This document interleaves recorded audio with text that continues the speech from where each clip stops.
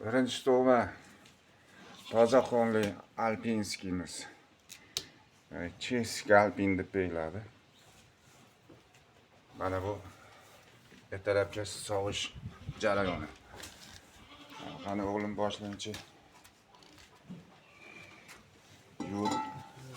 yuvib issiq suv bilan tozalanib olinadi. Agar issiq suvda yuvmasangiz iyiydi. Yaxshilab issiq suvda tozalab, keyin sog'ish.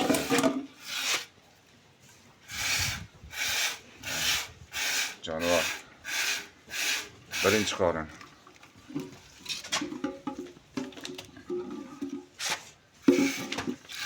Endi bularni opisaniyasi bo'yicha go'sht va sut yo'nalishida u echkilar. Shuning uchun suti ham mo'l ko'l beradi va go'shtdor go'sht yo'nalishida bo'lgani uchun nimasi ham tanasi ham 80-85 shunaqa bo'yiga o'sadi. Hozirgi vesi shu 50 kiloni tepasida. Bu degani rosa voyasiga yetib barkamol bir nimaga yetib, rostga yetib tuqqanligi. Bu echkini xususiyatlaridan biri hamma iqlimga moslashuvchi. Faqat qishda yopiq saray bo'lishi kerak. Yopiq sarayda saqlash kerak bo'ladi. Buni yana bir nimasi, qishki kunida sovuqdan saqlasangiz, yozgi kunida issiqdan ham saqlash kerak. Mana bizning sarayda ventilyatorlar bor. Ko'rib turibsizlar. Keyin karmoshkalarda 24 soat bedab turadi. Shu holatda beradi. Buni sotuvga chiqaryapmiz. Mana sog'ishi har qanaqa odam sog'averadi. Hozir o'g'limga sog'ib ko'rsatyapman. Ayollar ham, erkaklar ham sog'averadi, o'zim ham sog'averaman. Buni yuvib, tozalab, avvalgi videolarimizda aytganimdek, o'sha sog'ishda gigienaga e'tibor berasizlar. Issiq suv bilan yaxshilab chayib, yelinini quritib, keyin yeliniga yog'ni surtib, sog'ishni boshlanadi. Bo'lmasam bu bezillab, sizni tepaslab tashlaydi. Mana bu hozir sog'ib oldik. Bu echkini ustini mana bu mallilarni qo'yib, chunki malli qo'ymasa o'tib ketib qoladi. Mana jonivor 1,5 litrcha bir sog'ishga beryapti. Ozgina kech qolsa 2 litr beradi.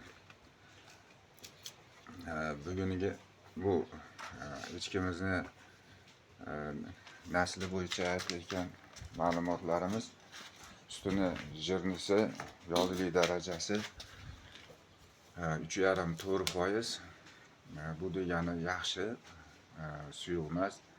Endi xo'p, o'sha suyuq bo'lib ketmaslik uchun nima qilish kerak desa, to'laqonli ratsionda, polniy ratsion deyiladi. Echkini boqiladi. O'sha polniy ratsionda boqilganda sizga o'sha 3,5-4% mazali sut beradi. Echkini yeliniga e'tibor beringlar. Sasoklarini hozir ushlasangiz, meni qo'limda, meni kaftimda bemalol to'lib turadi. Bunaqa qo'y yelin ham emas. Keyin echkini eksterior ko'rinishi bo'yicha o'sha o'zini zotiga mansub bo'lgan barcha parametrlar, mana bu kraskalar, 4 oyog'i qora, sapochkalari qora, dumini ichi qora, chotini orasi qora, unutmasdan qora ketgan va mana bu peshonasini o'rtasida mana toppon mana ko'rdinglarmi? Ana shu uchburchak shakl chiqadi. Yuzida mana polni qora bo'lmaydi, qora palasi o'tadi. ularning ichida ham qora bo'ladi. Toza qonli bo'lishi uchun mana shu parametrlarga qarab qo'yish kerak bo'ladi. Shablonda shunday kelingan. Mana taglari ham qora bo'ladi. Har qanaqa echkida narxi bunaqa qimmat bo'lib ketavermaydi. Chunki uni kelib chiqishi ota-onasi chista привозной bo'lib, chista кровный bo'lib, toza qonli keltirilgan echkilar bo'lsa, shularga shunaqa parametrlarga javob berish kerak bo'ladi. Hozir ijtimoiy tarmoqlarda kuzatyapman, har qanaqa echkida toza alpin deyishyapti. Toza alpin bo'lishligi uchun mana to'rtta oyog'i mana tizadan pasti ko'ryapsizlar, sapochkalari qora bo'ladi va tagida qora, mana qora farqi bor tagida. Mana yuz tuzilishi va bunaqa bo'ladi. Endi shoqi bo'ladi, radnoy bo'ladi. Toza qonlilarda shoq bo'ladi. Keyin buni genetikasiga boshqa narsalar aralashib, urchishib, boshqa bir echkilar bilan chatishganda shoqsiz bo'lib ketadi. Bularda shoqsiz bo'lmaydi. Birinchi qonda, o'sha naslning birinchi zotida shoq bor, shuning uchun shoq keladi. Echkiga bugungi kunda $1,500 narx aytyapmiz. Agar olarman ishqiboz odam bo'lsa, ot beradi, tuya beradi deb mehnatimizni qoralamasa, negativ yozmasa, mana bu narsani qadriga yetsa, sotuvga chiqaryapmiz. O'ziga yarasha, bu $1,500 mehnatga yarasha, zotga yarasha, chunki bularning kelib chiqishligiga o'zi Avstriyadan O'zbekistonga kelguncha $500-600 dan 5-6 oylik davrida keladi. Uni yana urchitib, uni bamuna qilib ko'paytirib, bolasini olib chiqqanda hech kim sizga $600 dan kelgan bolalarini sizga bozor narxida, jaydari echkilar narxida berib qo'ymaydi. Jaydari echkilar hech mahal 7 oy, 8 oy sut bera olmaydi.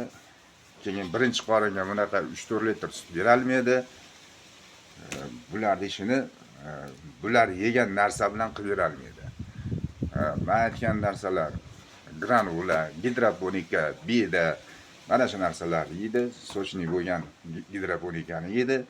Ana shundagina sizga o'sha opisaniyasida yozgan 5 litr sutni beradi.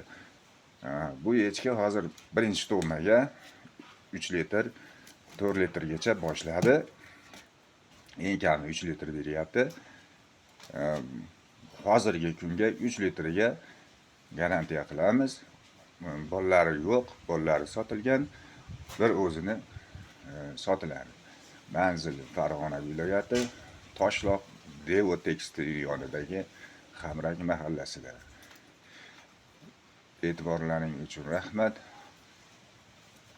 Kommentarlarda iliq so'zlar bilan qo'llab-quvvatlab turinglar. Yana bunaqangi bir noyob zotlardan e'tiborlaringizga havola qilib turamiz.